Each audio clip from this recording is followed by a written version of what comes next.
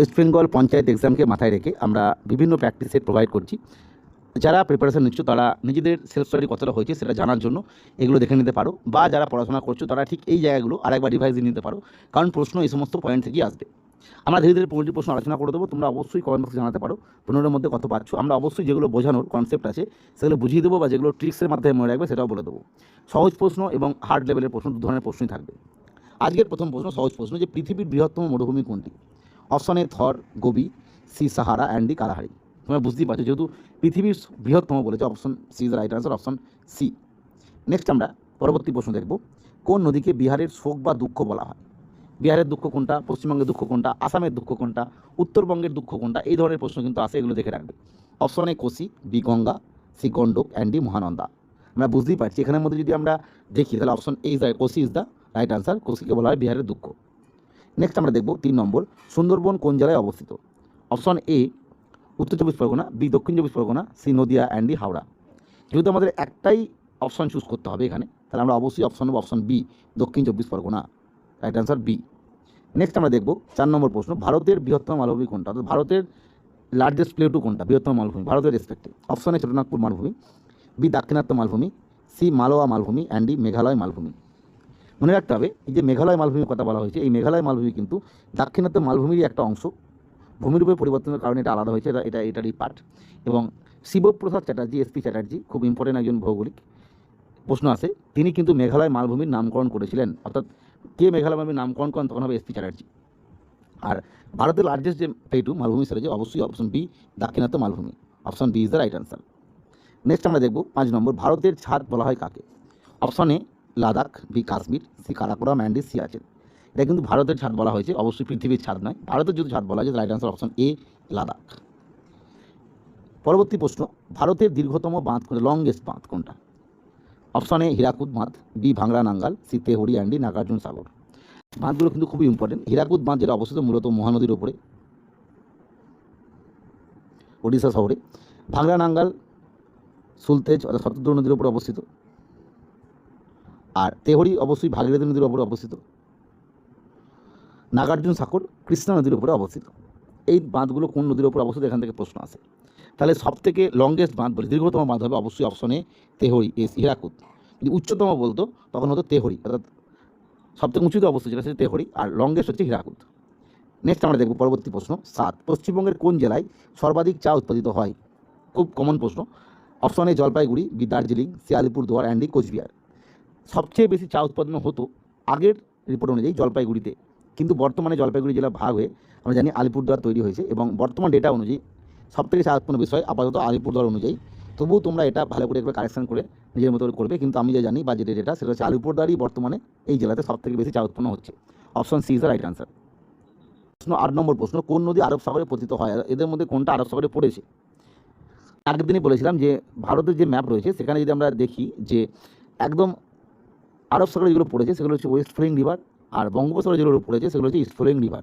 তাহলে আমরা দেখতে পাচ্ছি যেখানে গঙ্গা কিন্তু east flowing river, Brahmaputra east flowing river, মহানদীও ইস্ট ফ্লোয়িং রিভার। এবার এইগুলো কিন্তু ব্রহ্মপুত্রটা অনেকে ইস্ট ফ্লোয়িং নাও বলতে পারো, কারণ এটা তোমরা দেখবে আসামের উপর দিয়ে একদম পশ্চিম দিকে হয়ে বাংলাদেশে ঢুকেছে। যাই হোক, মূলত আরব সাগরে পড়ার কথা বলেছে, ফলে আমরা জানি এগুলো আরব সাগরে পড়েছে।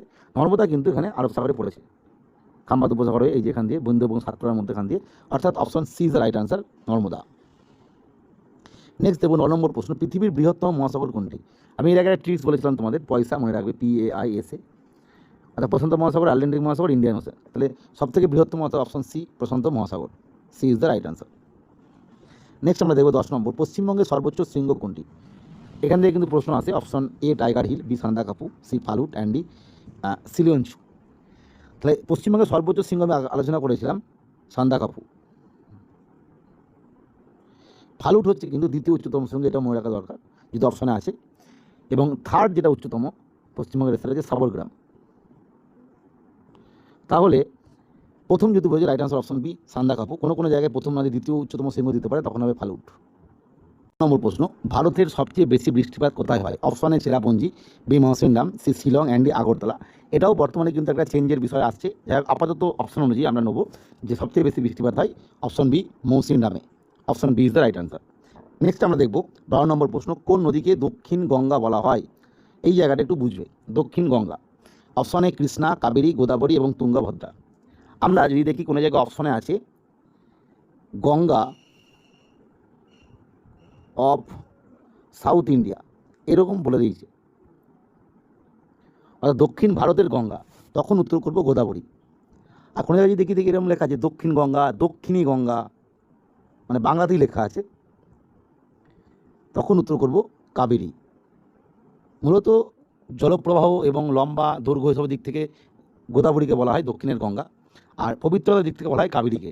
এবার কোনো জায়গায় যখন বাংলাতে লেখা থাকবে দক্ষিণী গঙ্গা বা দক্ষিণ গঙ্গা, তখন হবে কাবেরী, যদি এখানে দক্ষিণী গঙ্গা আছে। আর যেখানে লেখা থাকবে দক্ষিণ ভারতের গঙ্গা বা গঙ্গা অফ সাউথ ইন্ডিয়া, তখন হবে গোদাবরী। এটা কিন্তু ভালো করে বুঝবে এবং এখান থেকে কিন্তু প্রশ্ন আসে। নেক্সট আমরা দেখব পরবর্তী প্রশ্ন, 13 নম্বর প্রশ্ন, পশ্চিমবঙ্গের লাল মাটির অঞ্চল কোনটি? অপশন এ সুন্দরবন, বিরাডো অঞ্চল, তরাই অঞ্চল, ডুয়ার্স অঞ্চল। আমরা বুঝতেই পারছি সুন্দরবনে তো অবশ্যই স্যালাইন সয়েল রয়েছে। তরাই অঞ্চল, ডুয়ার্স অঞ্চলেও মূলত অ্যালোভিয়ার সয়েল, খাটার যেগুলো থাকে নতুন পলিমাটি, অ্যালোভিয়ার সয়েল। তাহলে এখানে অ্যালোভিয়ার সয়েল যেমন থাকছে, এখানে থাকছে স্যালাইন সয়েল। আর রাডো অঞ্চল যেটা, সেখানে কিন্তু লাল মৃত্তিকা দেখা যায়। Option B is the right answer. Next আমরা দেখব 14 নম্বর প্রশ্ন, ভারতের প্রমাণ সময় যেটা নির্ধারিত হয় কোন, অর্থাৎ ভারতের যে কোন দ্রাঘিমা ধরে প্রমাণ সময় নির্ধারিত হয়? অপশন এ 80, 82.5 ডিগ্রি পূর্ব, 90 ডিগ্রি পূর্ব এবং 75 ডিগ্রি পূর্ব।